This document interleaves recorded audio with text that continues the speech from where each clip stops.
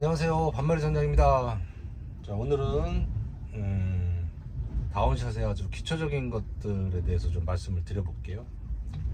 자, 이렇게 생긴 게 다운샷이죠. 생긴 게 다운샷 챕이죠. 왜 다운샷으로 낚시를 하는지, 왜 편대챕이나 어떤 생미끼에는 입질을 안 하는지, 요거부터 먼저 말씀드리고 시작할게요. 그러고 나서 운용에 대해서 말씀을 좀 드릴게요. 사실 이 얘기를 먼저 말씀을 드리면 운용이 어떻게 운용을 해야 될지도 사실 저절로 나오긴 해요. 원래는 지그헤드 낚시였죠. 바늘에 싱커가 달려있는 지그헤드 낚시가 바다에서 광어 낚시라든지 기타 어종들을 잡을 때 아주 대표적인 낚시였죠. 지금도 그래요. 지금도 걸어다니면서 할 때요. 갯바위나 어떤 특정한 포인트에서 내가 땅을 밟고 하는 낚시를 할 때 주로 많이 하고요. 배 선상에서도 일부 하기는 하지만 그게 점점점 선상 낚시에서 없어진 이유가 다운샷의 시작점이에요. 그거부터 알고 계셔야 모든 것이 설명이 됩니다.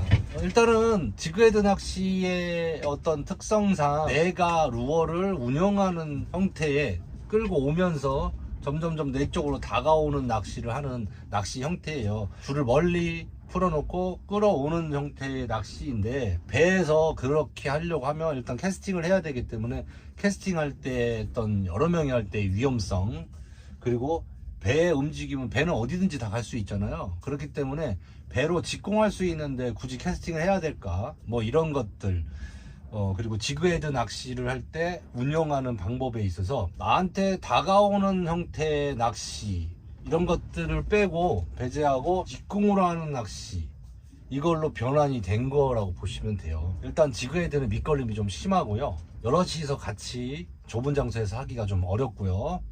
직공에 대한 이점이 별로 없어요. 내가 멈춘 상태에서 내가 여기저기 구석구석 파악하기는 좋지만 같이 흘러가면서 하기에는 제한적인 부분이 좀 있습니다. 그런 부분 때문에 다운샷이 대체를 하게 된 거죠. 이 다운샷이라는 것은 내가 뭔가를 많이 하기보다는 배와 물에 맡기는 형태의 낚시라고 보시면 돼요. 예를 들면 지그헤드는 유속이 느려도 내가 빠르게 운영을 할 수가 있어요. 그렇지만 다운샷은 물에 의존을 해야 하기 때문에 내가 빠르게 운용을 할 수가 없어요. 다운샷을 던져봤자 거기서 고기입니다. 지그헤드는 캐스팅 거리를 넓힐 수도 있고 운용할 수 있는 폭이 큰 낚시지만 배에서 그렇게 하지 못하기 때문에 다운샷을 쓰는데, 다운샷은 그런 형태의 지그헤드의 강점은 사용할 수가 없다라는 거죠. 그렇기 때문에 여기서 확실히 갈리는 겁니다. 내가 얼마나 자연스럽게 물에 동조를 하고 얼마나 내가 자연스럽게 물에 흘렸는지, 내가 얼마나 먹이같이 보였는지, 잘 속였는지가 광어 다운샷의 핵심이에요. 여기서 잘 속였는지라는 것은 내가 뭘 안 해도 속는 포인트로 많이 갑니다. 유속이 맞는 곳, 지형 지물이나 물색이 맞는 곳, 기타 등등을 찾아서 가게 돼 있어요. 이게 다운샷의 시작점부터 지금까지 해오는 형태라고 보시면 돼요. 그래서 광어 다운샷은 물이 너무 맑으면 힘들 때가 있어요. 우리가 속인다지만 이게 속을 만한 건 아니에요. 그냥 플라스틱 고무 조각이잖아요. 실리콘 조각이잖아요. 그래서 얘의 생명력을 불어 넣어주는 건 물이 익숙한 움직임, 물고기의 익숙한 움직임만 형태를 보여주는 게 이 다운샷 낚시 핵심입니다. 그래서 내가 뭔가를 막 하려고 하면 오히려 역효과를 보이는 경우가 많이 있습니다. 그것 중에 일예가 가짓줄이죠. 가짓줄. 자연스러울 것 같죠?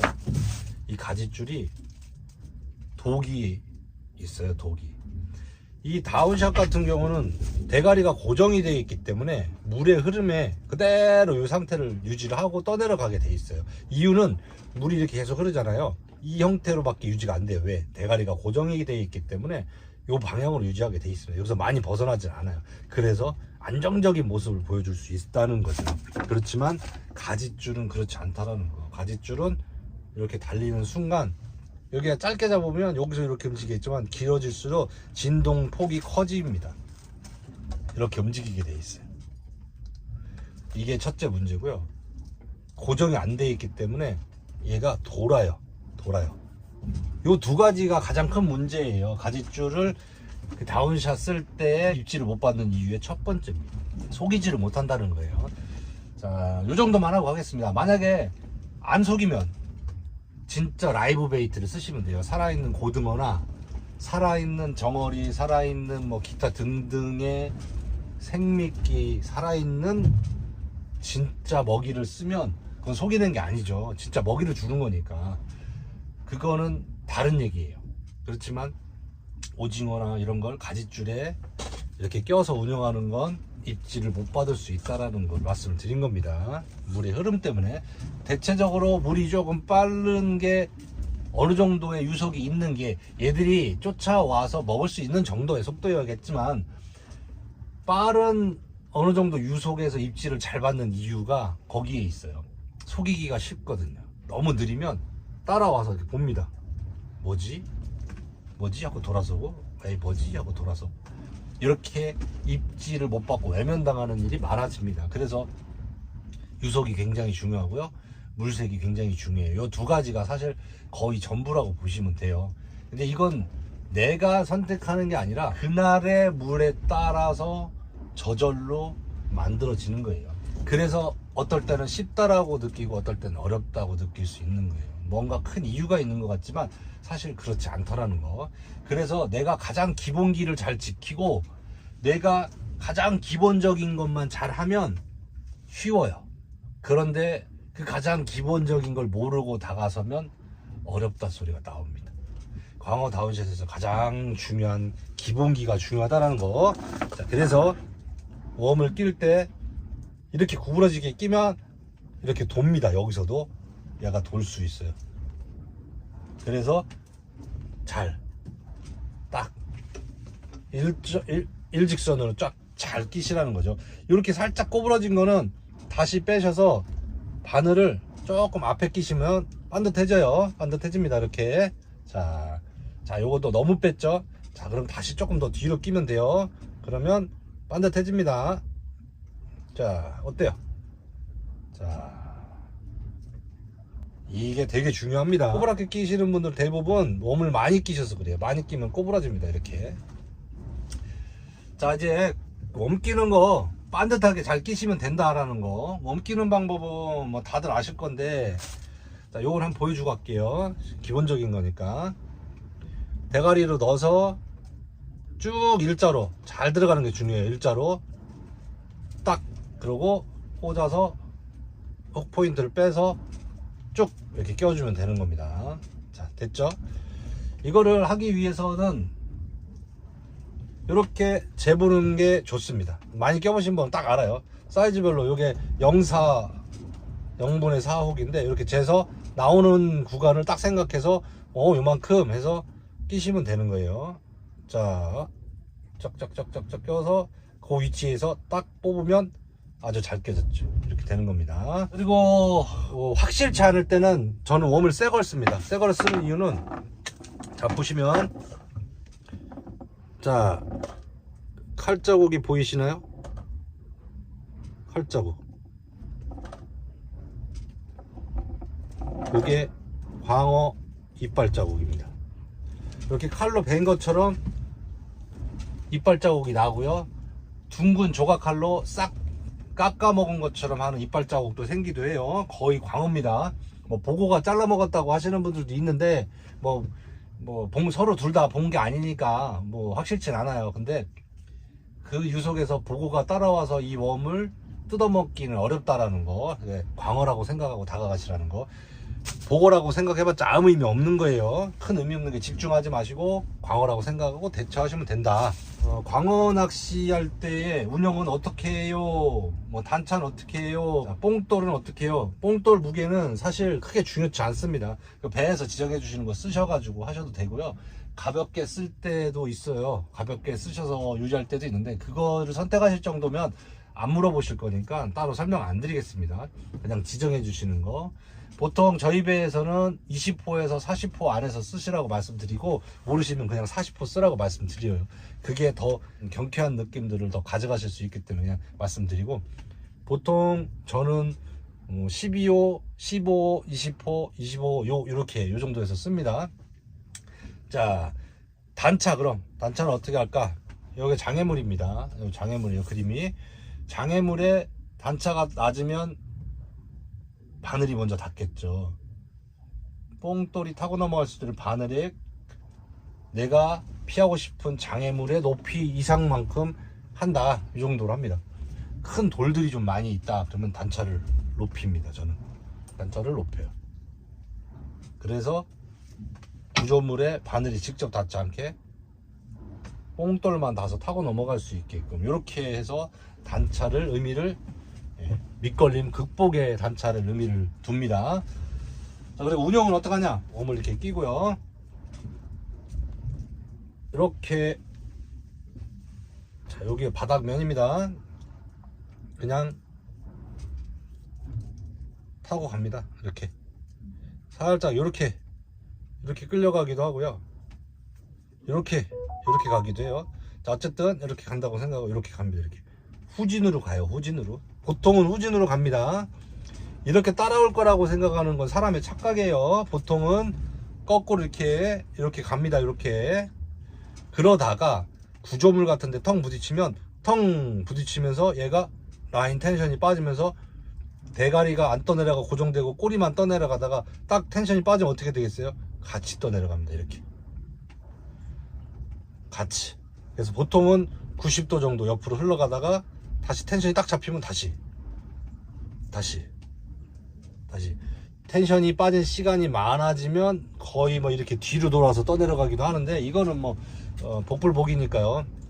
기본은 텐션이 빠지면 이렇게 돌아간다는 거. 물속에서 이런 모습이, 피레미나 이런 애들이 계곡에서 이렇게 개천에서 막 이렇게 헤엄치고 떠내려가고 헤엄치고 떠내려가다가 탁 이렇게 돌아서는 상태, 여기에 광어가 입질을 한다라는 거. 그래서 물속에서 운영을 할 때는 구조물에 텅 이렇게 흘러가면서 구조물에 한 번씩 부딪혀 주는 거를 오히려 저는 추천을 드려요. 근데 이거를 어려워하시는 분들이 밑걸림에 바닥에 지지지 너무 끌어서 이 조절을 못 하시는 분들이 많아요. 그래서 밑걸림에 취약해서 그렇게 운영하니까 걸리시는 분들이 있어요. 그런 분들은 너무 어렵게 생각하지 마시고 좀 들고 계셔도 돼요. 들고 계셔서 안 무는 거 아닙니다. 들고 있다가 중요한 건 바닥을 한 번씩 확인해서 텅 자연스럽게 가야 돼요. 그 대신 자연스럽게 가다가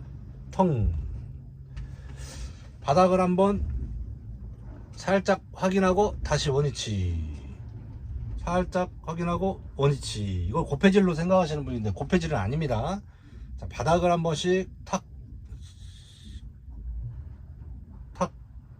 요 사이클은 알아서 이거저거 해보셔가지고 마음에 드시는 거 하시면 되고요. 그날 이렇게 했는데 먹히더라, 그날 이렇게 하니까 입질을 받더라 라는 거를 찾으신다고 생각을 하시면 좋아요. 이게 심지어는 높이 쭉 폴링할 때 입질을 빡 받는 경우도 많아요. 그래서 폴링 바이트를 일부러 유도하시는 분들도 많아요. 몇 미터 정도 감아 올렸다가 다시 쭉 폴링 바닥 찍고 올렸다가 바닥 찍고, 이렇게 하시는 분도 많아요. 오늘의 어떻게 보면 팁인데, 폴링 바이트가 얼마나 중요한지, 광어 다운샷하고 갑오징어 낚시에서 폴링 바이트가 얼마나 중요한지가 느끼시는 분들, 느껴보신 분들 많으실 거예요. 폴링 바이트가 정말 중요합니다. 낚시는 내 채비가 물에 던져진 순간부터 벌써 시작이 된 거예요. 바닥에 닿았을 때부터 시작하는 게 아니라 내 채비가 물속에 딱 던져지고 난 다음에 벌써 낚시가 시작되는 거거든요. 떨어지면서부터 그걸 내가 인지하고 있어야 되고요. 바닥에 닿는 순간 초집중을 하셔야 됩니다. 바닥에 닿는 순간을 딱. 근데 보통은 초보자분들이 놓치시는 게, 바닥에 닿을 때까지 툭 던져놓고 옆에 분이랑 두렁두렁하고 낚싯대 꽂아놓고 딴짓하시다 바닥 닿구나, 오케이 이제부터 시작해야지 보면 밑걸림에 걸려 있거나 벌써 입질을 하고 없어진 경우도 많더라. 그래서 이 낚시의 가장 중요한 순간은 바닥에 닿는 착지 직전과 딱 닿는 순간, 그리고 착지 직후, 이렇게 가장 중요한 순간이라고 저는 생각을 해요. 그 순간에 입질을 제일 많이 받을 수 있고, 그때 입질이 받는 게 제일 쉽죠. 그때 놓치면 어렵게 자꾸 흘러갈 수 있는 거니까 그때를 꼭 놓치지 말라는 거. 자, 두 번째 팁입니다. 이 정도면 초보자분들이 궁금해할 부분들 설명이 됐는지 모르겠어요. 얼마나 자연스럽게 보여주느냐가 중요합니다.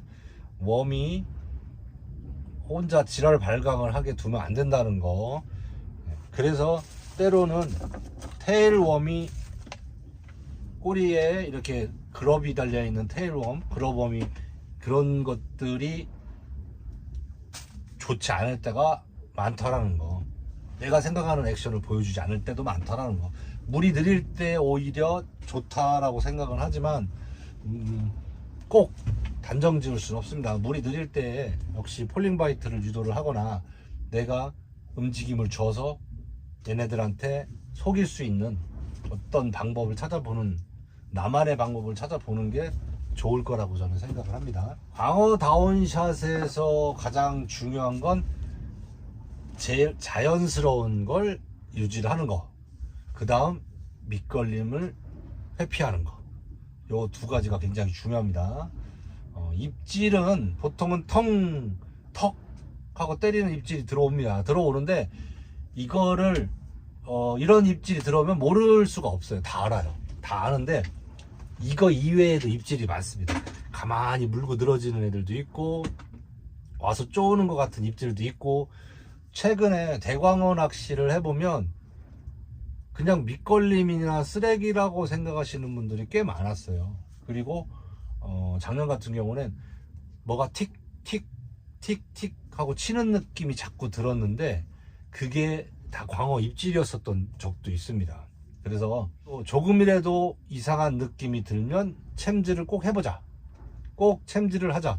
챔질을 많이 할수록 내가 잡을 확률이 높아진다. 네, 이거 꼭 명심하시고요. 챔질을 하는 방법에 대해서는 뭐 챔질을 했냐 안 했냐 해서 막 세게 딱 때려야 챔질이라고 생각할 수도 있는데, 그렇게 해서는 안 될 때도 많다라는 거예요. 자, 이 바늘 기준으로 봤을 때 딱 요 바늘 앞쪽, 바늘 이 앞쪽에 상처가 있을 경우에는 잡혔겠죠. 이건 잡은 놈이에요. 그렇지만 뒤쪽에 상처가 이렇게 있죠. 뒤쪽에 상처가 있습니다. 뒤쪽에 상처가 있는 건 바늘을 못 물고 여기를 물어 당겼을 수 있습니다. 이거는 내가 챔질의 형태를 바꿔야 될 수도 있어요. 땅 때렸는데 얘가 꼬리만 땅 물고 지나간 느낌, 이거를 내가 입질감을 느꼈다 했을 때 챔질을 촥 해버리면 걸릴 수가 없죠. 그럴 때는 지그시 당기면 퍽퍽 하고 물 수 있으니까 유도를 해라.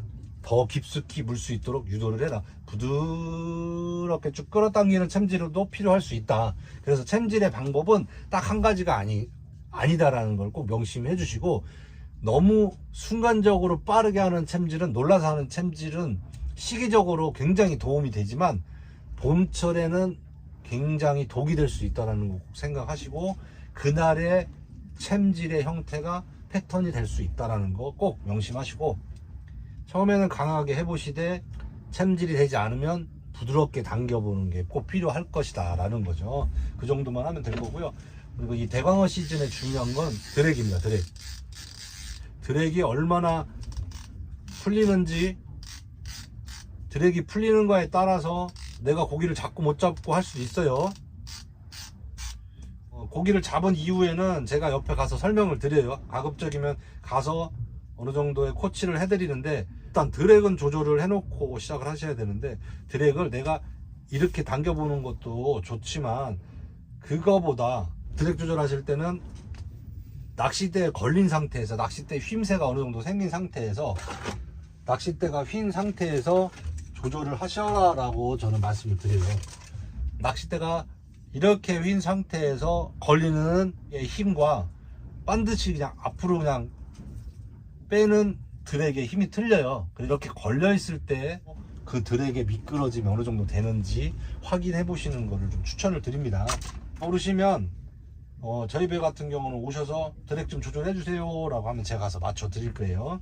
자, 이게 왜 중요하냐면 다 잡은 물고기를 터트리는 경우, 얼굴만 보고 터트리는 경우가 많습니다. 인생 광어가 될 수 있는 큰 광어, 대광어를 터트리는 분들이 꽤 많아요.